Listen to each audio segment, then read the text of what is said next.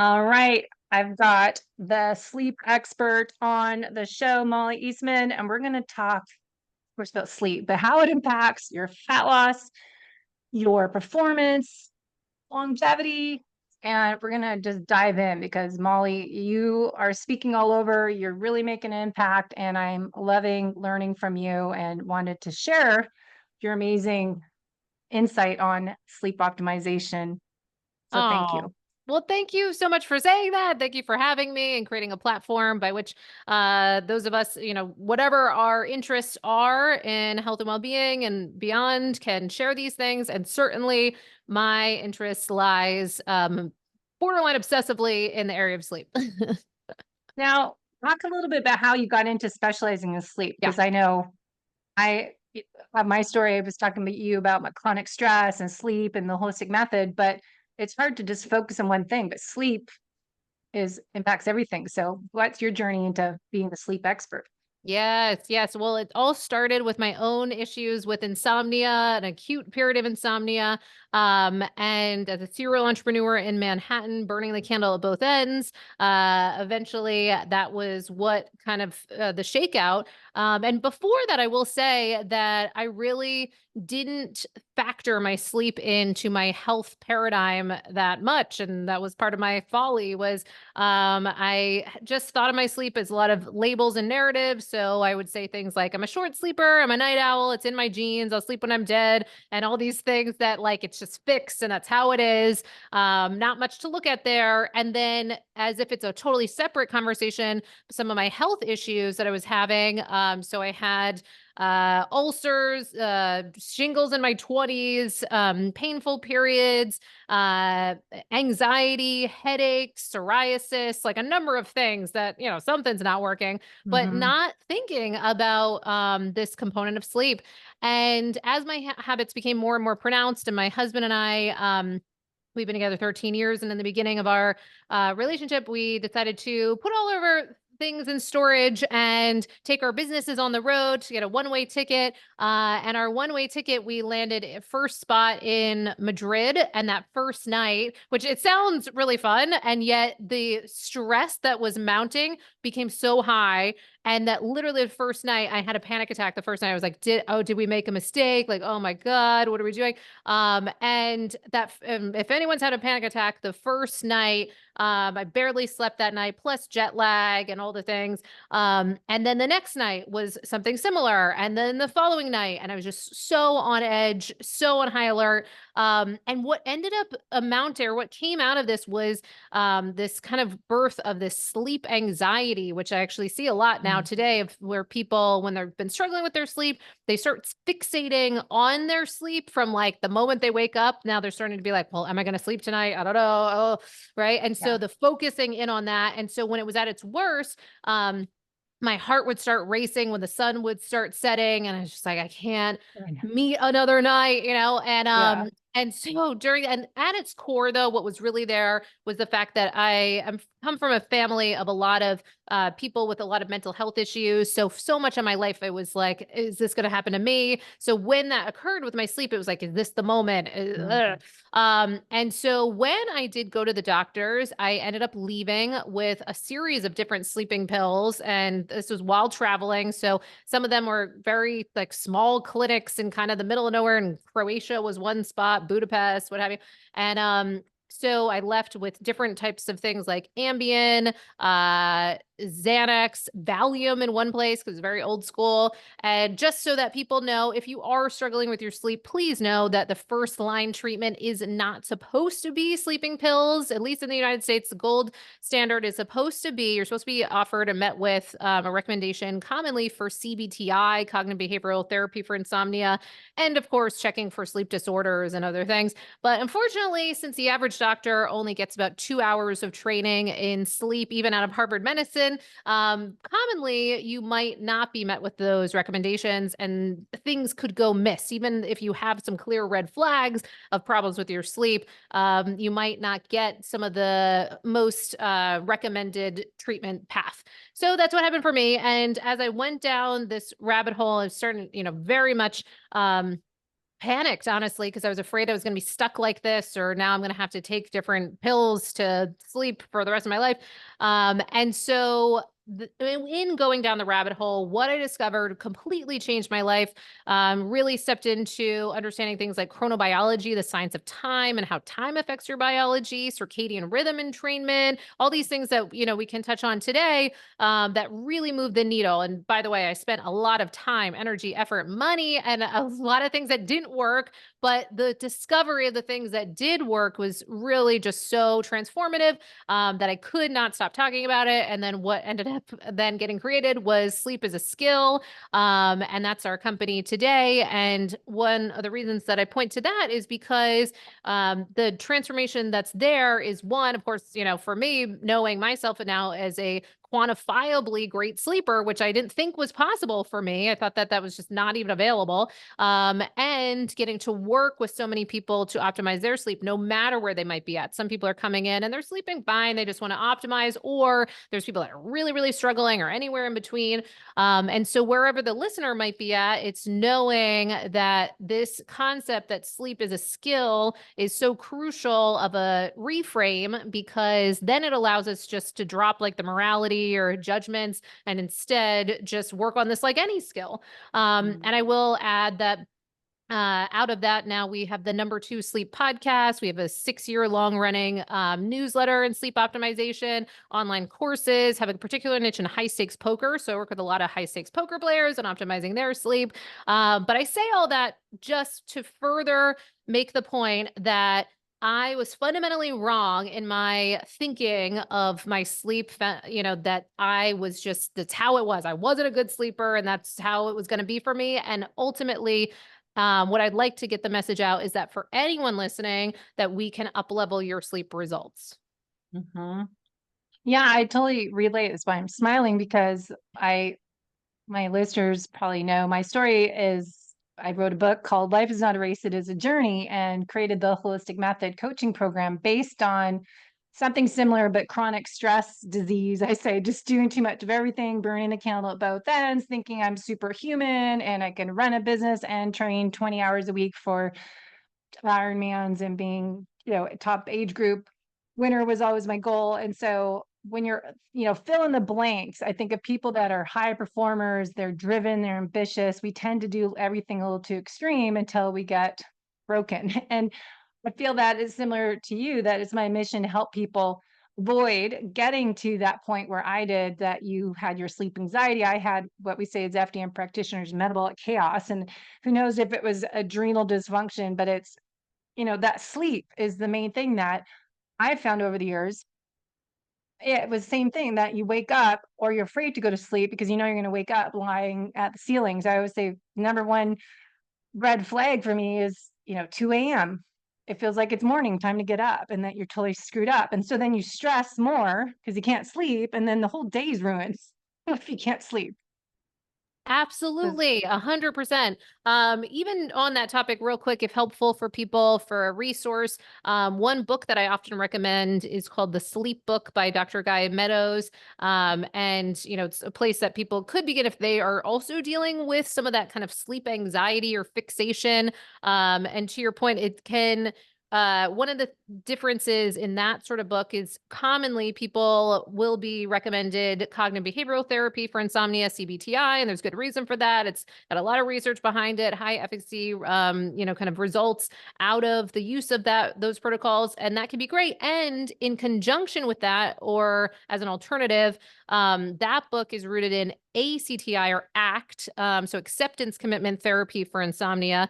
And that's a little different because it does give us a unique way of looking at those wake ups that we'll have in the middle of the night. Now, granted, since we're looking at it from a holistic perspective, of course, we want to also get to kind of the root cause of like, why are some of those wake ups happening? Uncover a lot of those. But having said that, even the best sleepers in the world, the most optimized people, you will have occasional wake ups as well. So this book is great with helping to practice acceptance on those times when we do wake up, which can sound counterintuitive. It's like, well, I don't want to be up at 2 in the morning. But on those certain times, hopefully it's rare times because we've done the work. But on those times when you do have wake ups or early morning awakenings, that then you can step into that acceptance and kind of not fight that result or that reality that you are awake. And oddly, one of the things we find is as people lower the charge of their frustrations around this, then they're much more apt to fall back asleep. So it's kind of this weird paradox.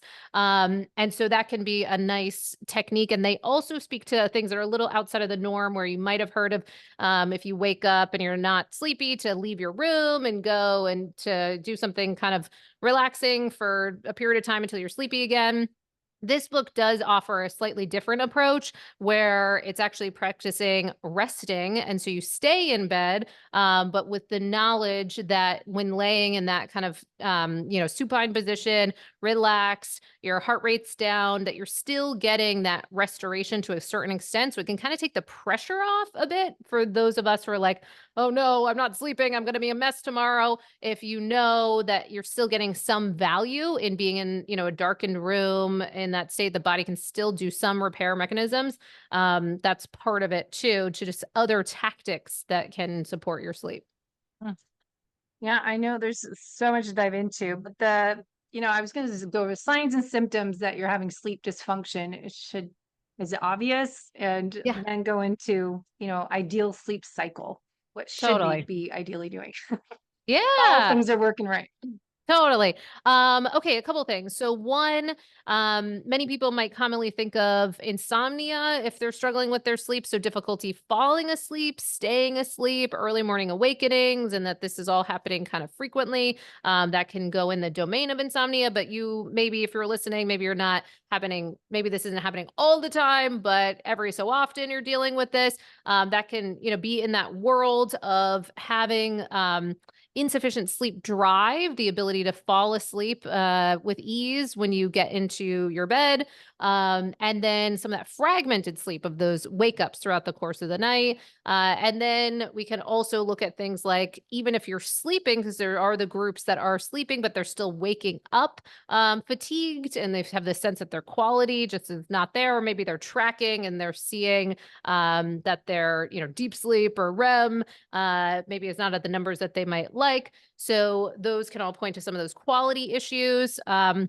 And also, what I'd say as well is if we're seeing certain signs of disrupted sleeping, so like snoring throughout the course of the night, even if you don't know, if you don't have a bed partner, you can use something like the Snore Lab app. You can download, and that will track how much you might be snoring throughout the course of the night as well. And those things are really important because there are over 100 sleep-wake disorders, and many people are going undiagnosed with those. So it's Mm. very, very important that I would like to see a future where everyone is testing for those, not once, but multiple times throughout the course of their life. Because even if you tested a few years back, especially for women, I mean, this applies for everyone, but especially for women, when we move into perimenopause and menopause and postmenopause, you can develop some of these sleep disorders by virtue of changes in your physiology, hormones, et cetera.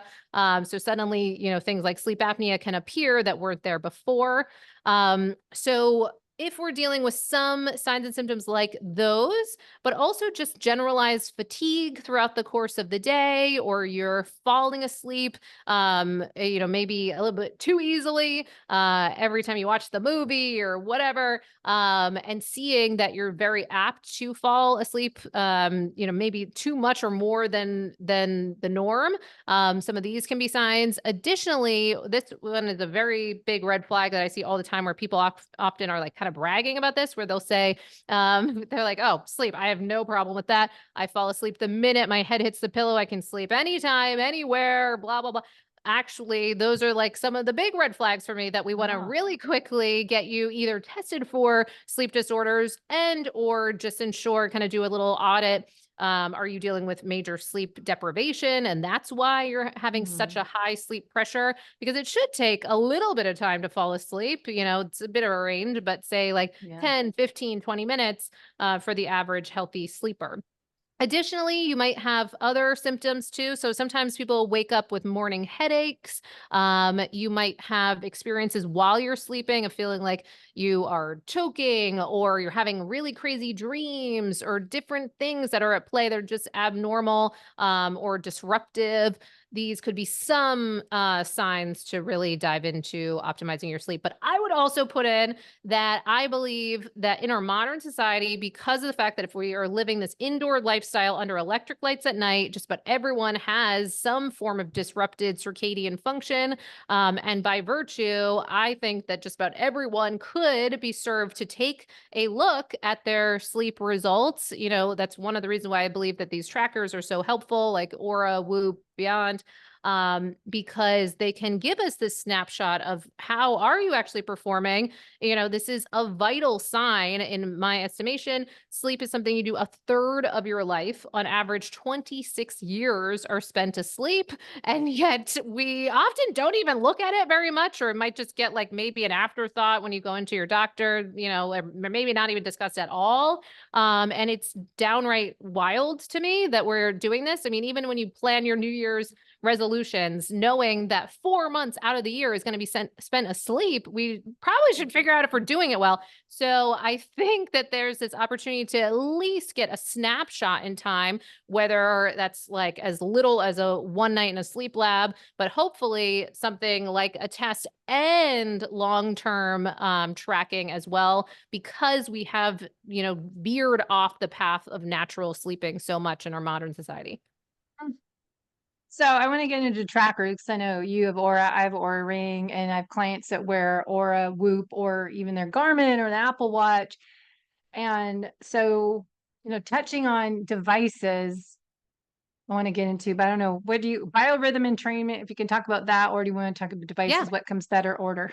Oh, perfect. Great questions. Well, let's see. So one, I think to begin, the devices is a great starting place in that um I'll tell you this. So even years ago, when people would go in to speak with their doctors about struggling with their sleep, very commonly there was a recommendation to keep a sleep diary. And still that has value today if you're someone that's like vehemently opposed to tech, even just taking an old analog style, you know, pen and paper, and then just turn, what time are you going in? When do you turn down the lights? When are you Mhm. falling asleep? Guesstimation. How many times did you guesstimate that you woke up? How long were the wake ups, et cetera, et cetera. So you can really hone in on certain patterns that way. But I think then the next level, and the thing that has just been really eye opening for so many of us, is then with these trackers, particularly, we have a very large database of Oura Ring users because every person that we work with is required to wear the Oura Ring. So, by virtue of that, then we do see a lot of what does move the needle for people with their sleep as a in a metrics terms. And so because of that, couple things to think about. There's so much value in actually tracking your sleep and starting to get a sense of what we couldn't quite uncover even with that sleep diary. Because the truth is, we're in this altered brain state and we don't quite know a lot of what was going on throughout the course of the night. And so, a couple of things that can be really useful to extract max value from your trackers if you are using them or considering getting them is to one, start looking throughout the course of the night and seeing how much fragmentation is there, because that's is one red flag that we see a lot. When I see tons of wake ups throughout the course of the night, that's even more of an urge for me to get people tested for sleep disorders. Again, as I shared, I'm really biased. I want to see a lot of people testing, but even more urgency when we do see a lot of that fragmentation. But then beyond that, we want to know about the consistency of your sleep. And a lot of people have some blind spots around how consistent they are. So they might think, oh, I'm pretty consistent, pretty good. But then we look at their stats, and then often we're seeing what looks like jet lag. So social jet lag, it's called, when you're, you know, kind of pretty consistent for a few days out of the week. But then when you don't have to be, you're sleeping in and what have you. And that's creating the experience of jet lag, even though you didn't go anywhere. And so we can see things like the consistency level. And then we can also look at things around your nervous system, and nervous system indicators like heart rate variability is a big one, as well as heart rate and respiratory rate, body temperature, especially for women of menstruating age, that can be really valuable as well. And then even more recently, things, some of the trackers like Aura and Whoop have added on daytime stress. And with the daytime stress monitors, those are pretty insightful for seeing and understanding in our bones that how you are by day often gets mirrored into the nights. And that's a big breakthrough for many people because they might just be focusing in on the nights. But with these, we can start to see, and it makes a lot of sense. If you're someone that's stressing in a high stress state throughout most of your day or a big chunk of your day, and then expecting that you're going to be able to drift off into some nice, relaxing sleep into the evening, it's probably not going to happen in that same way or to the deepest levels that it could. So it allows us to shift the focus to managing our nervous system by day is just one of the aspects and benefits of something like a tracker. How accurate do you think they are, though? I mean, I don't have something Yes. hooked up to my head, and a heart rate variability score, to me, you need a chest strap to really know what your true heart rate variability is, and to look at the LF score versus HF score to really know where your nervous system resiliency is. Yes, really great points, especially because we do want to educate people when they do start tracking, so that they're not getting kind of disordered with how they're looking at these numbers, and Obsessed. especially which, yeah, which numbers too are worth paying more attention to, which Yeah. maybe a little less. And one thing that I always call out is the sleep stage classifications being some of the least accurate information. So the deep sleep, the REM, the light sleep. Those are some of the least accurate. Now that it does provide some more or requires more context to know that, for instance, the Oura Ring just had an update on their new algorithm a little bit ago, and a lot of people saw some major changes with their Yeah. results. You probably saw that. Lower? Yeah, a lot of people saw it now. There's a select group that maybe has very high HRV, that might have seen some improvements in certain, Mm. but most people we saw drops and they were concerned. Drops in things like deep sleep, REM, et cetera. And so the change in that algorithm then left the Oura Ring at 79% accuracy. And that 79% accuracy was for those sleep stage classifications specifically. And if you go into a sleep lab, we know that the agreement is often in the 80s or so percent. So they're even, and that's the PSG, that's the gold standard. And so if even going in labs still is in the low kind of that 80s percent range, mid 80s, then that means that it's still a lot of questions of deep sleep and REM and our estimations on that.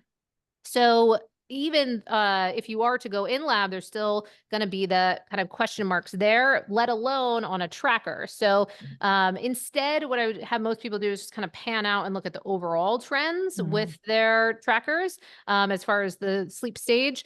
But then I would also say that the areas that they do tend to shine a bit more are commonly things like, are you asleep or are you awake? Now, they still get that wrong sometimes, but it does appear to be commonly in around the low 90s% accuracy. And it does take time to learn about you. And if you do have certain abnormalities, so say like, arrhythmias or what have you, that can make it a little bit more complicated for the readouts. But usually it does a pretty decent job of some of those metrics, so that you can get more of a sense of like your sleep efficiency and things of that nature. And then HRV, certainly to get the most accurate, there's, of course, like our polars, there's using LEAF, LIEF, and that's a daytime HRV tracker. Mm. Things of that nature can give you really accurate, but I will say that they do tend to do a pretty good job if you're looking within their algorithm, and not trying to cross compare. Because if you see, some people are like, they've got their 8 mattress and they've got their Whoop and their Aura and what have you, and they're all giving them different HRV numbers. So instead, what you can do is just within each algorithm, staying just, mono focused there. And then if you see deviations from your baseline, that's what we're trying to just notice is, are we trending down from the way that they're Mm. measuring or up? And that can give us some insights into your health. Yeah, I always think of that because I look at clients, all their biometrics when I'm coaching them, and it's I was fine. Look at what is your normal and being aware of what kind of your average is, then you know if it's higher than that or lower than that, it gives you some indication. But also listening to your body and having intuition too. I think Totally. so many people get so married to these devices that'll Yes. change their mood for the day or what their plans are. I'm going, oh, I'm supposed to be feeling like crap today. I didn't have a good sleep, but I feel pretty good. But now I feel like crap. Yes. Oh my gosh, that's huge. And we do see that people can have that nocebo effect instead of the placebo Uh-huh. effect. The nocebo effect, where if you do wake up and your scores are not great, and then you kind of adjust your experience of Yeah. life accordingly. So the power of kind of priming or perception is definitely a big deal. So it Mhm. does take some finessing to have a healthy relationship with these. And I do see different ways where some people will manage these. Some people will put them on airplane mode so that you can just have all of this tracking in the background, but maybe they're not getting as thrown day to day. And some of those people do have the discipline to then only just put for instance, like the Oura ring on the charger plate every couple days. And then they're getting a sense of kind of like what their trends are, but without being bowled over every single day. And so there are some ways of kind of working this. But I'd also just say, just kind of collecting information is really a helpful piece here, where we're starting to look at what is happening when you're seeing your HRV kind of dropping from some of your norm for an extended period of time, and it can give you time to pause and reflect. And then, but the big thing is too, I think the education piece, the sleep is a skill concept, because if you don't have the tools or the knowledge of what we can do to impact these numbers, then that can be more stressful, because now you're just kind of spinning your wheels and surviving these numbers. Whereas once you start to learn some of the things that can really move the needle, then you start to both be responsible for your actions, and then having an informed choice, because you know what's going to happen when you have, a couple glasses of wine or whatever. You know what's going to happen with maybe the THC gummies or something, different things, or eating late, or the ice cream late, or all of that. Then that allows you to have an informed choice, so that you're not just like the next day waking up feeling just not great, and then thinking it's Mhm. like your own some other problem. And we see that a Mhm. lot too, because people start then questioning, oh, am I getting depressed? Am I getting anxious? I don't know. Is it age? Is it hormones? But then if we expel or take out some of those clear kryptonite hits to our sleep, then everything kind of returns to that homeostasis, or at least gives you some agency over those results. Mhm. Yeah, great points. So I know we have like we need 3 hours for all my questions. So Yes. to go over as I kind of break things up 3 categories: fat loss, performance gains, so recovery for athletes, and longevity.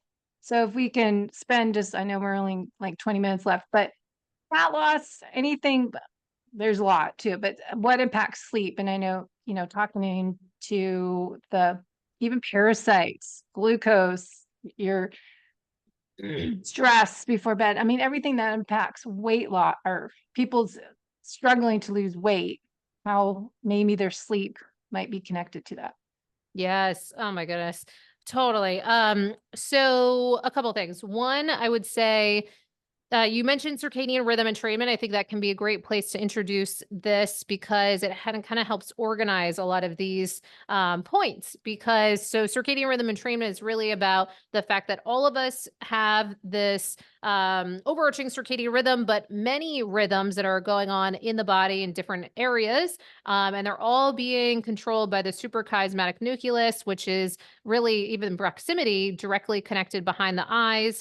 So it makes a lot of sense that they are that master clock, which is the suprachiasmatic nucleus that controls and helps organize all these peripheral clocks in every cell and organ in our bodies. Um, And this is because of its proximity to the eyes, it makes sense that it is so influenced by light dark signals. And that's why light dark is our number one Zeitgeber or time giver, that tells the body what time it is and helps then create a cascade of results in your health as a result of that. But unfortunately, because many of us, a study was done out of the EPA in 2001 and found that average person was spending around 93% of their time indoors. And it's probably a lot more than that at this point. So, 'cause since Mhm. that happened, it's like pandemic, work from home revolution, Mhm. Netflix, smartphones, all the things. So, probably higher.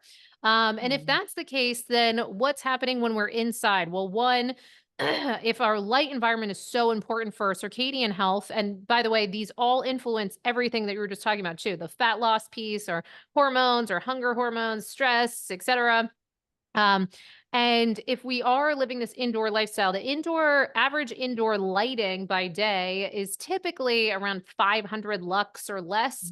Mhm. And that's a big deal because if you were to just simply walk outside, then on a summer day, you could get, and certainly near the equator, up to 100,000 lux, or maybe, Mhm. even like cut it in half, 50,000 lux. Or on a cloudy day, maybe in the whatever, 2,000, five Yeah. thousand lux. But regardless, it's going to be dramatically more bright light exposure. And that is a huge deal because that, for one, helps with two hormones right out of the gate, which is cortisol and melatonin. Mm. And a couple of things are important here when you are waking up and maybe you are struggling with your sleep and you're dragging. One aspect here is just to physically get yourself outside, get that bright light in your eyes and on your skin. So no glasses, no hats, no, or sunglasses, all the things.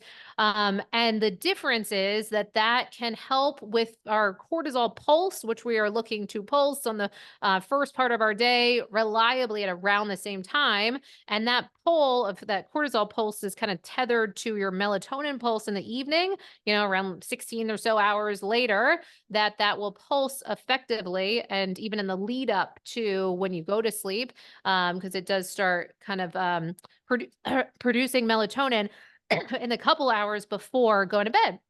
And the other piece about this is that only in recent years did we discover that a big portion of your melatonin is created by day by being outside under sunlight, subcellular melatonin.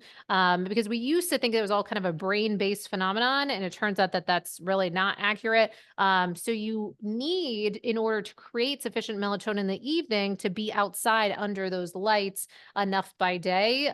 We had Dr. Sachin Panda on the podcast, who's really made a big name in the circadian health world. And some of his research has found at least 30 minutes to 60 minutes outside is what he's found to be essential to creating sufficient melatonin in the evening. Now, those two hormones are going to be so important for helping to create the proper cascade of effects for your hormones throughout the rest of the day. And different times when you're out in the light is going to signal times for other hormones to be produced. And that includes, for instance, UVA light is a really important time for creating sufficient that hormone, that cascade of hormone effects. And many people have been avoiding UVA, and then subsequently, a little bit later in the day, UVB. And UVB is super important for our vitamin D production. And so many of us are deficient. And vitamin D, while it's called a vitamin, as we know, it's really more of a hormone. And all of these things then help impact some of your goals with fat loss, with that hormonal balance and hunger hormones. Because the other piece of this is remembering that our glucose exists on a circadian rhythm as well. And so the same meal that you might eat at 8 a.m. is going to be much better handled than 8 p.m. So we know that front loading your caloric load seems to be a really important piece to strengthening your circadian health and training that circadian rhythm, but also having better sleep so that you're not digesting throughout the course of the night. So aiming to largely eat a lot of your food content by the light of day and hopefully even outside, because that can all help with glucose regulation as Hmm. well.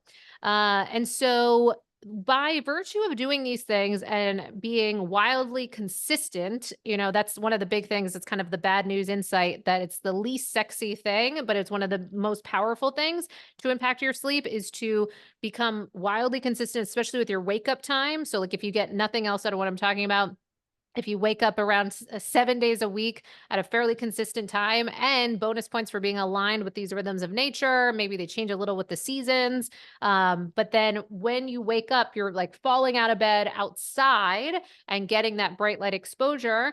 Then that in and of itself can help balance some of these processes and functions. Now, for the hunger hormone piece that you had mentioned, leptin and ghrelin are meant to really work in harmony so that in the evenings that we're not ravenous at night, because when the sun would set in history, 99% of our time on this planet was spent as hunter gatherers. It's only been this little blip of time in modernity where we're living like in this weird way we're living now. We used to live outside in nature. And so during all that time, when the sun would set, there was no option. There's no pantries, there's no whatever, like you're just not eating. And you can't really go hunting in pitch black. So that was the end of that. And yet today we deal with this recency effect. And only 145 years ago, Edison created the light bulb. And so now we all just think we can have like 24-hour lifestyles. And I'm calling myself out because that's what I did when I lived in Manhattan. I had no idea when the sun would set, rise, all of that. But it turns out when we can live in alignment with these things, that is a great way to help balance some of these hormones. And the last point I'll make is that just last year, nearly 250 circadian scientists, their whole job and reputations are on the line by coming together and releasing this scientific consensus where they're drawing upon nearly 2,700 peer-reviewed publications, and they're all calling for warning labels on light bulbs when used at night, citing not only just the impact on our sleep, but also pointing to some of the things you were just talking about. So obesity, diabetes, reproductive disorders, psychiatric disorders, cancers. So this whole laundry list of things that are happening simply by just the ordinary use of plain old light bulbs at night. So it points to the fact that some of these things that we've been doing that we think are just how life is are really messing with us and kind of boosting cortisol in the evenings at the wrong times, then creating this whole stress response and certainly causing, hunger where hunger shouldn't be. And there's just unexpected results. Mhm. Yeah, there's a lot to it. So performance, recovery, repair. What about for athletes? Why is sleep so important? Yes, Well, absolutely.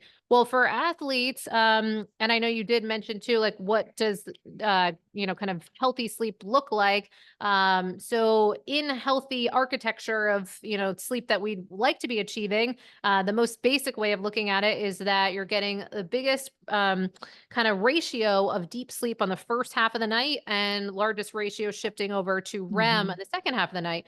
And for athletes, it is really important because just in 2012, we discovered something called glymphatic drainage with a G versus lymphatic drainage with an L. And so glymphatic drainage with a G is this cleansing process of the brain on the first half of the night, largely it appears. So not only for the ability to cleanse all of this kind of waste that's built up throughout the course of the day in the brain, but so that you have your cognitive skills intact, and that's going to be wildly important for your ability to function on the field or court or wherever you are. And then beyond that, though, our, of course, human growth hormone, our repair mechanisms, so much of that is really captured on that first half of the night. And we have a lot of questions as to why that's the first half. Is it like the most important to prioritize? What's going on here? But still questions, but it still seems to be in that first half of the night.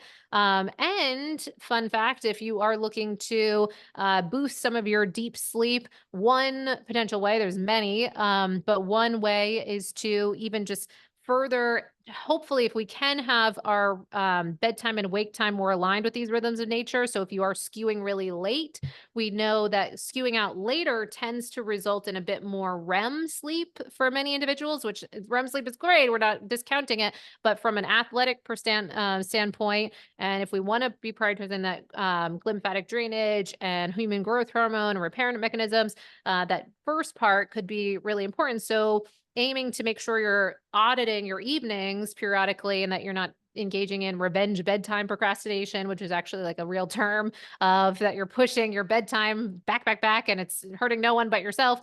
Or if you're really skewing out really late, like my poker players tend to be extreme night owls. And so they might be going to bed super, super late, sleeping until like, I don't know, 1, 2 p.m., crazy things.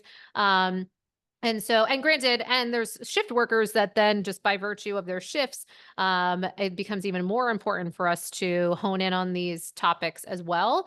But ultimately for athletes, if you want to be able to make, quick reaction time, if you want to not deal with injuries, and that also goes into learning about circadian health to know what is some of the best and optimal times to train or exert yourself. So there are certain call outs around if you're trying to minimize injury, that it could make sense to practice some of your athletic performance around the afternoon time when your body temperature is up a bit.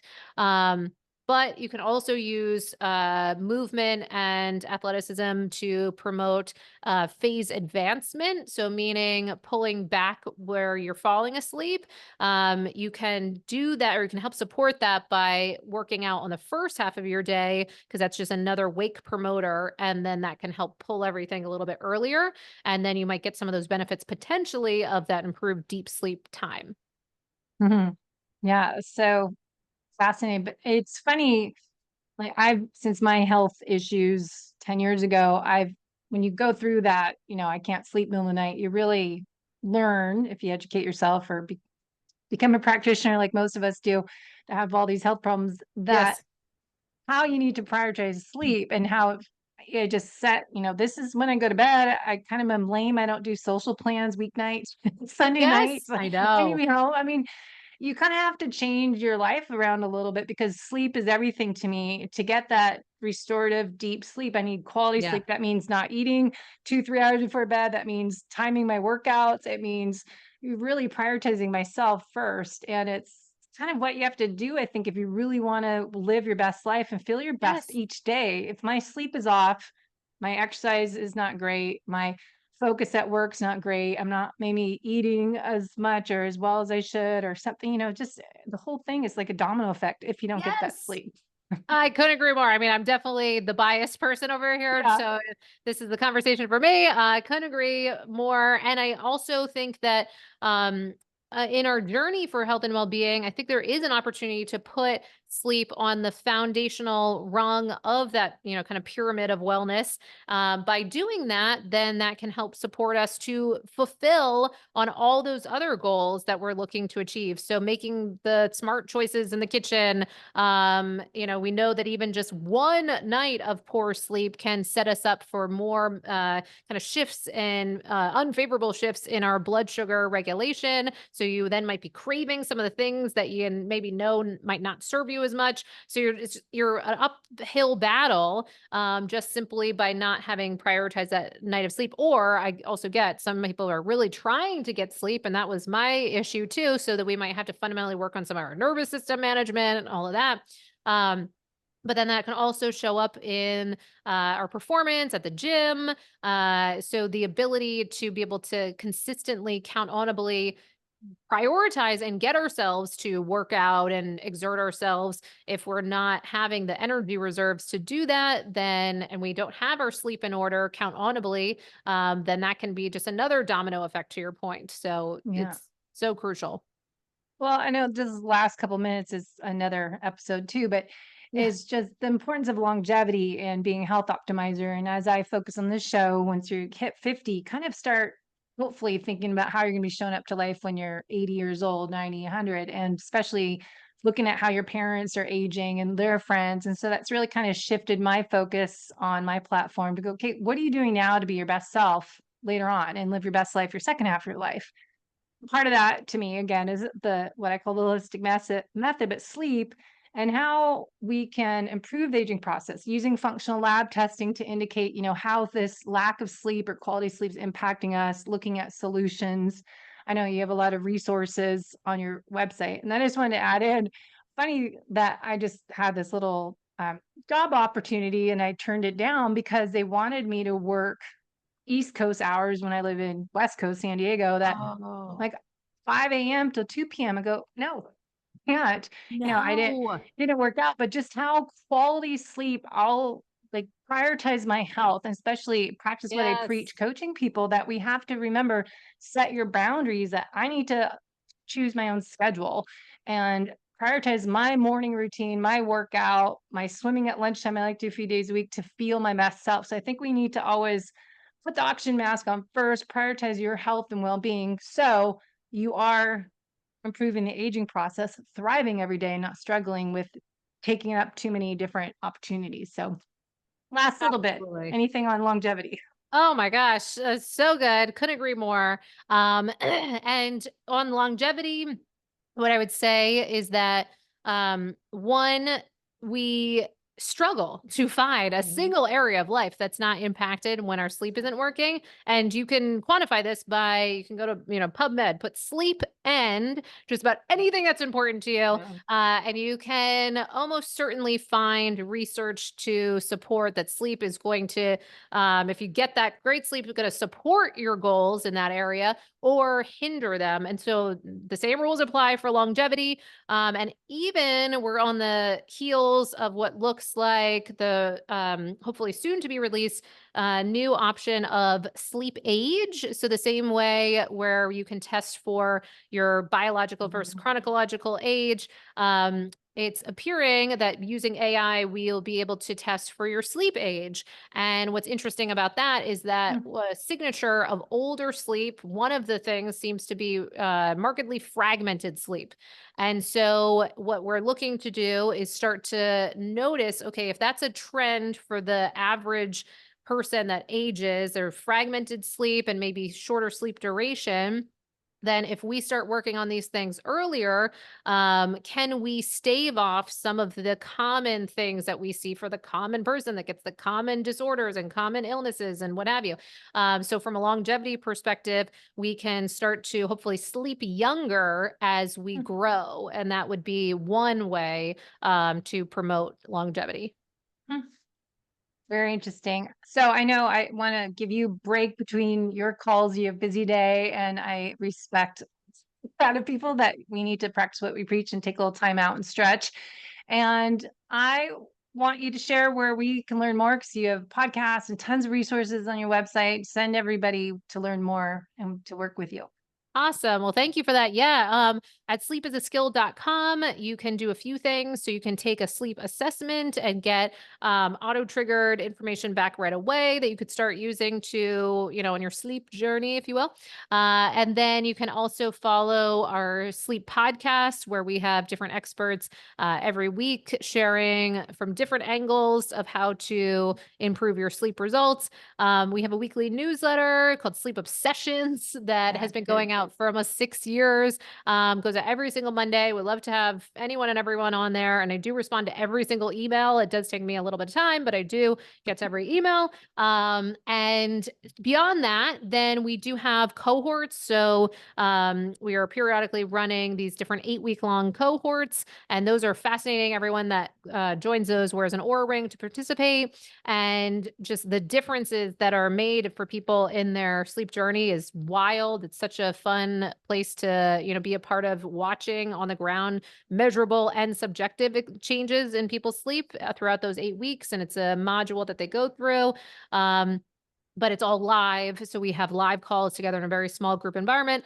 And then we have other options like a sleep audit. So we can audit if you have an Aura or Whoop band. Those are the two, especially right now, that we're auditing. And then we can also do one-on-one coaching if you want, more customized approach. Amazing. Well, I'll put all the links in the show notes and I'll try to do a follow up solo video of all the other things you mentioned that I'll look up and try to share with, because I know there's so much Amazing. to go into. So I'll dig into your website.